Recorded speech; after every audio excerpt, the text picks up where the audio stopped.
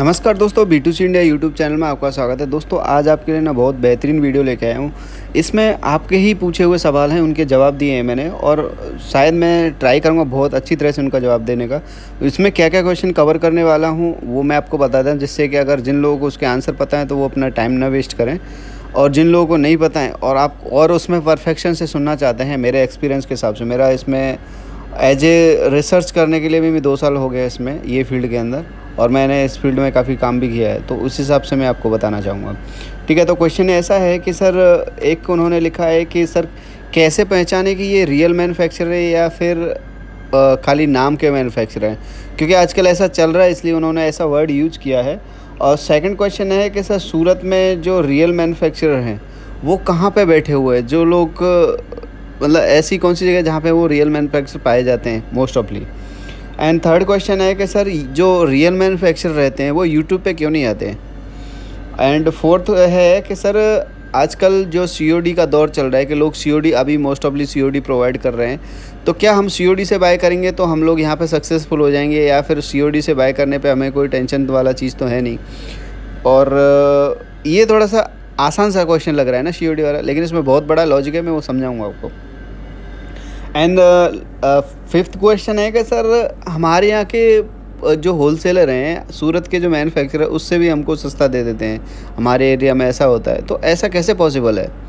तो आप थोड़ा लॉजिकली है, ये सब आसानी से सवाल मतलब जवाब नहीं मिलते इस चीज़ों के, लेकिन आप सुनना, मैं उस हिसाब से आपको जवाब दूंगा। तो और एक और क्वेश्चन है कि सर फिर हम ख़रीदें कहाँ से। मेन दिक्कत है जो ये आती है, फिर अगर इतना सब है चल रहा है तो हम ख़रीदें कहाँ से। तो इन चीज़ों के मैं आज आपको आंसर देने वाला हूँ, आप वीडियो पूरा देखना। अगर वीडियो अच्छा लगे तो उसको लाइक करना, सब्सक्राइब करना चैनल को अगर चैनल पर नए हो तो, ठीक है। और रेट करके बताना 1 से लगा 10 तक ये वैल्यू आपके लिए कितना लगा। अगर आपको आधा 50% लगा तो 5 दे सकते हैं, एकदम बढ़िया लगा तो 10 दे दो, जिस हिसाब से आपको पसंद है आप दे सकते हैं, जिससे कि मेरे को भी पता लगे मेरे जो आंसर दे रहे हैं लोगों को पसंद आ रहे हैं नहीं आ रहे हैं, ठीक है। तो मैं इसमें से रैंडमली क्वेश्चन उठा लेता हूँ। तो सबसे पहले एक और हाँ, इसमें सॉरी मैं एक और क्वेश्चन कवर करना भूल गया कि सर ये जो फैक्ट्री आउटलेट जो लिखते हैं लोगों के, जैसे भी कोई भी आप नाम तो जानते होंगे, फैक्ट्री आउटलेट लिखते हैं अपने पीछे, या फिर मिल करके नाम लिखा होता है कि ये फ़लाना मिल, ये फैक्ट्री आउटलेट, या फिर ये हाउस, बहुत सारे हाउस लिखते हैं अपने नाम के पीछे, और बहुत सारे हब लिखते हैं। इस टाइप के जो बहुत बड़े बड़े जो नाम यूज़ करते हैं, इसका मतलब क्या ये सबसे बड़े मैन्युफैक्चरर हैं या क्या चक्कर है इस चीज़ के, इसका लॉजिक क्या है। तो इस चीज़ का मैं थोड़ा सा आपको लॉजिक बताना चाहूँगा आपको। तो चलो वीडियो शुरू करते हैं। तो मैं पहले आपको ये कवर कर लेता हूँ, जो छोटा छोटा है उनको कवर कर लेता हूँ। जैसे सब बोलते हैं कि सर COD वाला आपको क्वेश्चन किया था कि COD में मतलब हम लेंगे तो कोई टेंशन तो नहीं और हम लोग बाकी बिजनेस कर पाएंगे। तो सर मैं आपको एक चीज़ बता देता हूँ, देखो ऐसा होता है जब कोई कॉन्सेप्ट नया आता है ना, उसके पीछे कुछ न कुछ रीज़न रहता है नया आने का। तो पहले जो लोगों को क्या दिक्कत था कि उनका पैसा तो चला जाता था, माल नहीं हाथ पहुंचता था घर पे, ठीक है। तो ये एक रीजन मतलब एक बहुत बड़ा प्रॉब्लम चल रहा था। अभी इसकी वजह से क्या हुआ, मार्केट में लोग आना कम बंद हो गए, मतलब कम हो गए। तो इससे क्या है, हमेशा ओवरऑल मार्केट को इफेक्ट आता है, और लोगों को जब मार्केट को इफेक्ट मतलब लोगों को इफेक्ट आएगा, उसका सेल नहीं होगा। तो लोग देखो, सब लोग अपना इतना एक्सपीरियंस लेके बैठे, कुछ न कुछ तो लॉजिक निकालते हैं कोई भी सेल बढ़ाने का। तो लोगों ने सोचा कि यार प्रॉब्लम यही है ना कि उनका माल न पहुंचने का डर है ना उनको, क्योंकि हो सकता है उसमें ऐसे कांड किसी ने किया और कर गया कोई, या फिर जिन लोगों ने कांड भी किया है ना वो लोग भी लॉजिक लगाते हैं ना कि यार माल नहीं बिक रहा, अभी ये इसका क्या दूसरा कुछ अल्टरनेटिव निकालें।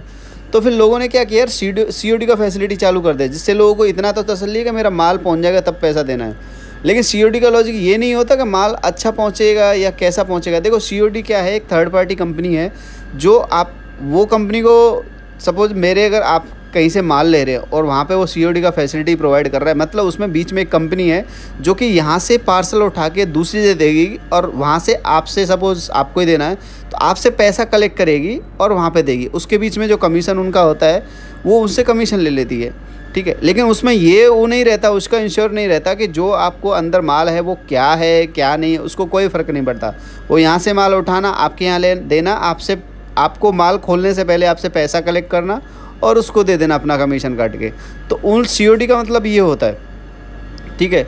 तो मेरे को एक समझ में नहीं आ रहा कि आपका खाली एक ही दिक्कत है कि खाली COD माल पहुंच जाए फिर टेंशन नहीं है, तो आप कर सकते। लेकिन मेरे हिसाब से लॉजिक नहीं लग रहा है, क्योंकि आप लोगों को ना अगर मार्केट में उतरना है तो कंपटीशन में उतरना पड़ेगा। तो खाली आपके माल घर पे आना वो नहीं है, आपका वो है कि अच्छा क्वालिटी कम रेट में आपके घर पे आना, चाहे COD पे हो या ना हो, ठीक है। तो मेरे हिसाब से इसमें मेरे को लॉजिक नहीं लगता। बाकी अपने अपने सबके एक्सपीरियंस हैं, आप बता सकते हैं, ठीक है। सेकंड क्वेश्चन है कि सर जैसे लोग अपने नाम के पीछे जो मिल लिख लेते हैं, फैक्ट्री आउटलेट, हाउस और हब लिखते हैं, तो इसका मतलब ये है कि ये सबसे बड़े मैन्युफैक्चरर हैं। तो सर मैं उनको एक चीज़ बताना चाहूँगा, देखो जो प्रोप्राइटरशिप रहता है ना, जो अकेला आदमी कोई भी अगर अपना फर्म खोलता है, GST नंबर रहता है, तो उसमें फ़र्म का नाम पूछा जाता है। तो ये चीज़ क्या है ना, ये जैसे अभी मेरा suppose B2C India factory outlet मैं लिख सकता हूँ, इसमें कोई वो नहीं, क्योंकि इसमें कोई बाउंडेशन नहीं रहती कि आप कैसा नाम नहीं लिख सकते। ये नाम इसलिए लोग लिखते हैं क्योंकि उनको ये थोड़ा भारीपन सा लगता है। लोगों को भी अगर नाम पढ़ेंगे तो लोग को नाम पढ़ से भी लगता है कि हाँ यार ये तो बहुत बड़ा लग रहा है, क्योंकि फैक्ट्री आउटलेट एक्चुअली क्या है, फैक्ट्री आउटलेट का मतलब है जहाँ पे फैक्ट्री है उधर ही उसके आसपास उसको शोरूम बना हुआ है जहाँ पे वो सेल भी करता है। तो लॉजिकली वो ऐसा होता है, लेकिन मतलब अभी क्या है, लोग नाम क्या है, कोई बाउंडेशन तो है नहीं, तो कुछ भी रख देते हैं। मिल का भी है कि मिल है कि जहाँ पे माल बनता है। तो अगर आप B2C इंडिया मैंने मिल लिख लिया तो इसका मतलब ये नहीं हो गया कि मैं मिल वाला हो गया, वो नाम है, ऐसा नहीं है कि वो इसके पीछे लिखा हुआ तो वो चीज़ है। हाउसेस का लॉजिक ऐसा है कि हाउसेस पहले जो सूरत में है ना, बड़े बड़े जो मैन्युफैक्चर थे वो यूज करते थे इस नाम को, क्योंकि वो क्या करते थे, पूरा का पूरा बिल्डिंग ले लेते थे और बिल्डिंग में अपना पूरा इन हाउस पूरा का पूरा वो सब काम करते थे। तो वो हाउसेस का नाम वहाँ से पड़ता था कि ये हाउस करके सब, कोई जैसे B2C इंडिया हाउस हो गया, मतलब उसमें समझ लो बहुत बड़ा आदमी है वो वहाँ पे, ठीक है। ये पहले होता था, लेकिन अभी तो वो नाम हो गया। नाम तो आप अपने फर्म के पीछे, वो तो आप फर्म में आपके कहीं पे भी लगा सकते हो, वो ऐसा कुछ लॉजिक नहीं है। तो ये चीज़ में मत जाओ कि अगर ये नाम लिखा हुआ है, क्योंकि इस चीज़ का लोग फ़ायदा उठा रहे हैं आज के टाइम पे। उनको पता है कि नए व्यापारी, उनको कुछ पता नहीं है बेचारे, जो भी जॉब छोड़ के या फिर जो भी थोड़ा बहुत पैसा इकट्ठा करके, चाहिए कहीं भी काम धंधा नहीं चल रहा है, चलो इस लाइन में चले जाते, तो इस चक्कर में फंस जाते हैं। नेक्स्ट क्वेश्चन है कि सर जो मैन्युफैक्चरर, रियल मैन्युफैक्चरर है, वो यूट्यूब पे क्यों नहीं आते? तो उनके लिए एक चीज़ मैं बता देता हूँ सर, कि ऐसा है कि जो रियल में मैन्युफैक्चरर हैं उनके पास फालतू टाइम नहीं रहता ये सब चीज़ करने के लिए, और उनको ये छोटे मोटा चीज़ों पे इंटरेस्ट भी नहीं लेना, 5-10 हज़ार के पे इंटरेस्ट नहीं लेते वो लोग, ठीक है।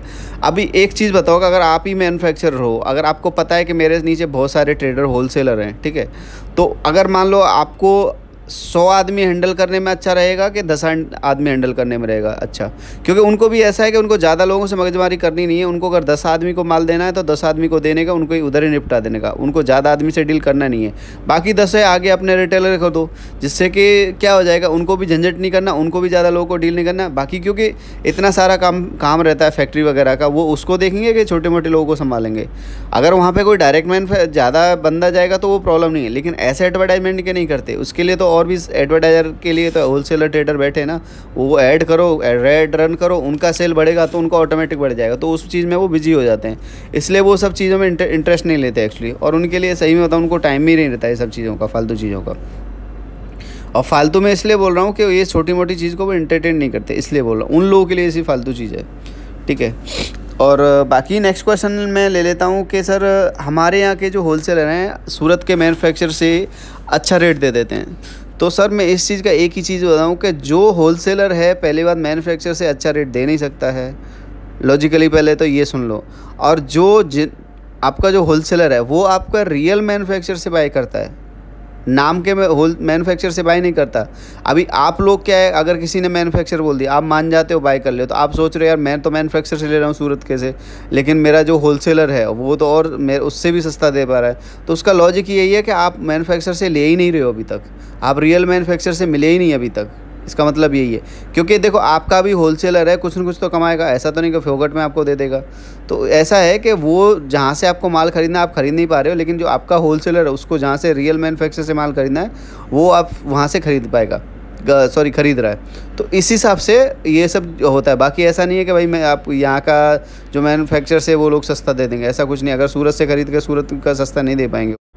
वीडियो थोड़ा लंबा हो रहा है, 2 क्वेश्चन और बाकी हैं कि तो सर हम फिर ख़रीदें कहाँ से, और एक है कि सर हम पहचाने कैसे कि रियल मैन्युफैक्चरर नहीं है, ठीक है। तो ये ख़रीदें कहाँ से, उसका मैं आंसर आपको दे देता हूँ कि देखो सर ऐसा है कि आपको ख़रीदने के लिए मैंने एक वीडियो बनाया है जो टॉप 10 मार्केट मैंने बताई हैं सूरत की, जहाँ पे साड़ियों के लिए है।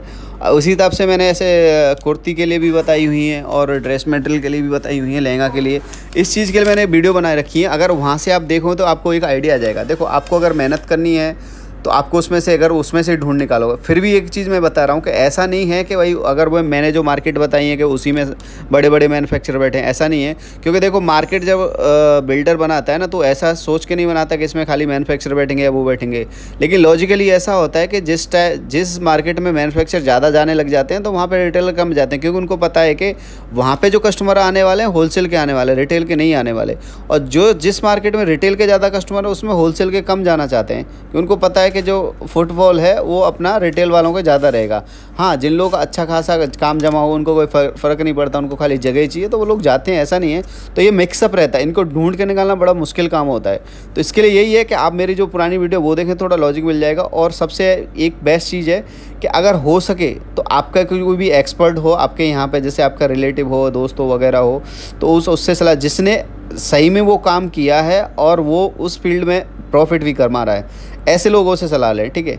या फिर आप मेरे चैनल का भी आप मेंबरशिप ज्वाइन कर सकते हो, जिसके अंदर के मैं आपका सूरत के जो टॉप जो रियल मैन्युफैक्चरर है ना उनका मैं कॉन्टैक्ट नंबर और एड्रेस दूंगा, जिससे कि आप डायरेक्ट वहाँ से खरीदो ना।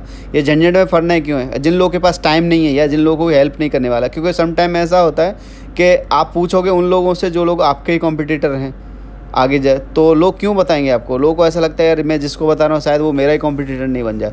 तो ये बहुत बड़ा गेम है, इसलिए मैं बता रहा हूँ कि अगर आपको ऐसा लगता है कि आपके पास टाइम नहीं है इतना रिसर्च करने के लिए, तो मैंने बहुत सारा टाइम दिया और मैंने इसमें एक्सपीरियंस भी लिया है, उसके बेस पे बता रहा हूँ। आप ये मेंबरशिप का ऐसा नहीं फ्री में, थोड़ा फीस चार्ज होगा, लेकिन बहुत ही कम फीस है आपके लाइफ टाइम के उसके हिसाब से। वो लाइफ टाइम आपको मेंबरशिप रहेगा, मतलब पूरा इंडिया का जितना भी जो चीज़ रहेगा आपको सारा बताएगा। आपके जितने भी सवाल हैं सारे सवालों के जवाब दिए जाएंगे, ठीक है। और जो लॉजिकली जो भी रियल मैन्युफैक्चरर है वही डिटेल दी जाएगा। देखो मैं एक सीधी चीज़ बता रहा हूँ, मैंने एक लोगों को बताता हूँ कि देखो झूठ बोलने के लिए तो यूट्यूब भी बहुत है लोगों के लिए, ठीक है।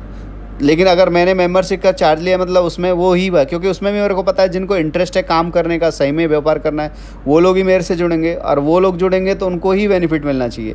हर लोग को मैं भी टाइम पास नहीं करना चाहता, क्योंकि मेरे पास भी उतना टाइम नहीं है। तो स्क्रीन पर जो नंबर दिया है उस पर आप व्हाट्सअप करें और आप जो भी मेंबरशिप फीस पूछें और क्या क्या और भी बहुत सारी जो सर्विस है मैं क्या क्या प्रोवाइड करने वाला हूँ वो जानकारी लें। तो लास्ट क्वेश्चन है कि सर हम लोग फिर कैसे पहचाने कि ये रियल मैन्युफैक्चरर है। बस इस चीज़ के लिए मैं एक ही चीज़ बोलना चाहूँगा, अगर आप लोग स्टिकर से या ब्रांडिंग से अगर किसी को मैन्युफैक्चरर समझ के बैठे हो तो ये आपकी गलती है। देखो ऐसा होता है स्टिकर वगैरह है ना 5 रुपये के 15 है ना हर स्टेशनरी की दुकान पे छप जाते हैं, क्योंकि एक सॉफ्टवेयर रहता है इसके अंदर आप जो भी लोगो डलवाना वो डलवाओ, जो लिखवाना लिखवाओ और वो स्टिकर प्रिंट करके देता है। आप चुपका दो, कहीं से भी लेके आओ साड़ी उस पर लगा दो, मतलब इसका मतलब आप मैन्युफैक्चर हो गए उसके। ऐसा नहीं होता है। तो ये सब चीज़ें एक प्लांट रहती हैं, इसमें कुछ ऐसा लॉजिक रॉकेट साइंस नहीं रहता है। हाँ, जिसको पता नहीं है उसके लिए बहुत सारी चीज़ें, क्योंकि लोग अपना स्टिकर लगाते हैं, बोलते हैं देखो मैं मैन्युफैक्चर हूँ मेरा स्टिकर लगा हुआ है। तो ये सब चीज़ लॉजिकली नहीं है, लेकिन जिन लोगों को पता नहीं वो तो खुश हो जाते हैं हाँ यार मैं तो मैन्युफैक्चर से ले रहा हूँ। तो इसलिए थोड़ा सा इस सब चीज़ का ध्यान रखो। वेबसाइट्स वगैरह हैं, लोग वेबसाइट पे, क्योंकि वेबसाइट पे देखो ऐसा है वेबसाइट पे भी कुछ भी लिखा जा सकता है, क्योंकि वेबसाइट पे तो जो लिखने वाला भी एक आदमी रहता है, जिसको जो लिखना है वो लिख सकता है, जो बनाना है जो लोगो छापना छाप सकता है। तो बहुत से लोगों का लॉजिक होता है कि जिसकी वेबसाइट है वो थोड़ा सा लॉजिकली है। लोग खाली पोर्टफोलियो के लिए रखते हैं कि हाँ मैं कौन हूँ बताने के लिए लोग, कि कभी कोई मेरे यहाँ पे विजिट करना चाहे, मेरे नाम से विजिट करना चाहे, तो एटलीस्ट मैं हर किसी को न बताना चाहूँ, मैं उसमें लिख दूँ पहले से मैं ये हूँ करके। तो लोग बनाते थे, लेकिन उसके लिए पहले लॉजिकली अलग अलग आदमी लगाते थे। तो इस हिसाब से आप मतलब लॉजिक मत लगाओ कि मतलब इस हिसाब से कोई अगर मैन्युफैक्चरर है या नहीं है करके।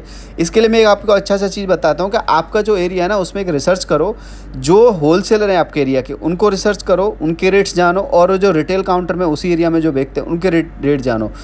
और बात रही कि भाई उसको आप पहचाने कैसे, कंपेयर कैसे करो कि जो वहाँ पे रेट मिल रहा है यहाँ सही मिल रहा है नहीं मिल रहा है, यहाँ पे आपको सही रेट जो बंदा जहाँ से भी ले रहे हो वो दे रहा नहीं। तो इसके लिए एक चीज़ है कि ऐसा है कि जैसे मैंने शुरुआत में क्या किया था, जब मेरे को कपड़े का जानकारी नहीं था ना, मुझे पता ही नहीं रहता था कौन सा कपड़ा है, तो मैंने क्या किया था जैसे कपड़ा के नाम लिख लिए थे और वो कैसे दिखने में कैसा होता है, फील करने में कैसा होता है, तो ऐसा मैंने लिख लिया। सपोज़ कोई भी कॉटन कपड़ा है तो कॉटन कपड़ा दिखने में कैसा लगता है, फिर उसको फील करते हैं तो कैसा महसूस होता है, इस हिसाब से मैं लिख लिया था, जिससे कि बाद में जब मेरे को भूल जाता था तो मैं वो देख लेता था। तो जो शुरुआत वाले बंदे जिनको अगर कंपेयर करना है और आपको खुद को नॉलेज नहीं है, ये हिसाब से नॉलेज नहीं है, तो आप इस हिसाब से कर सकते हैं। तो ही आप पता लगाओगे भाई मैं जहाँ से ले रहा हूँ रियल मैन्युफैक्चरर, क्योंकि रियल मैन्युफैक्चरर यही है कि आपको बेस्ट क्वालिटी दे, कम रेट में दे दे, तो वो आपके लिए सही है, वही आपके लिए रियल मैन्युफैक्चरर है। एक डेफिनेशन बोलें तो, ठीक है। और ये जब कब पहचानो, जब खुद को नॉलेज होगी।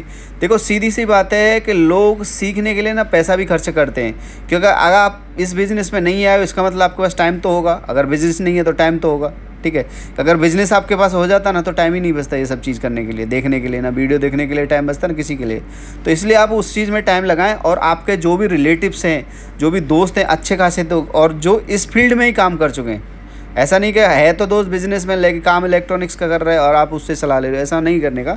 तो उससे सलाह लें और उनसे ही पूछें कि भाई हमको क्या बेस्ट रहेगा। और क्योंकि इस चीज़ में ना बड़ा दिक्कत आता है लोगों को। देखो जो आपके दो दोस्त हैं, जो दोस्त हैं या फिर आपके जो भी रिश्तेदार हैं, वो क्या है नियर बाई के रहते हैं मोस्ट ऑफली। तो उसको भी ऐसा लगता है कि यार अगर हम इसको सब चीज़ बता देंगे तो यही हमारा कॉम्पिटिटर ना बन जाए किसी दिन। तो बहुत सारी दिक्कत आती हैं, ऐसा नहीं, कोई भी चीज़ आसान नहीं होती है। हाँ, लेकिन मैं ये कह सकता हूँ अगर वहाँ से भी हेल्प नहीं मिल रही है तो मेरा जो है मेंबरशिप उसको ज्वाइन करें, आपको पूरी हेल्प मिलेगी, आपको टेंशन नहीं रहेगी। बाकी जिन लोगों को टाइम नहीं मिलता वो भी ज्वाइन कर सकते हैं। और इसी टाइप के कोई क्वेश्चन है जो बहुत टिपिकल है, जो पता नहीं है, जो नए लोग हैं, उनको ऐसा नहीं कि आपका इग्नोर किया जाएगा, क्वेश्चन बड़ा ही होना चाहिए। कोई नहीं, मेरे को जो अच्छे लगेंगे मैं उसमें से चूज़ कर लूँगा, और आगे जो भी आने वाली वीडियो इसी टाइप से मैं आंसर दूंगा, जिससे कि आपको नॉलेज बढ़ती जाए और आप आगे जो भी काम करें अच्छी तरह से करें। क्योंकि ऐसा है इतना मारामारी चल रहा है ना, आप कहीं से बच नहीं सकते। अगर आपको नॉलेज नहीं है ना तो आप कहीं से बच के निकलना बड़ा मुश्किल काम है। सो मिलते हैं नेक्स्ट वीडियो में। अगर वीडियो अच्छा लगे तो लाइक ज़रूर करके जाना प्लीज़, और कुछ मेरे लिए कुछ भी रेटिंग करके जाना 1 to 8 कोई भी, मैं अगर आपको अच्छा वीडियो लगा है तो उसमें लिख के जाना। So thank you.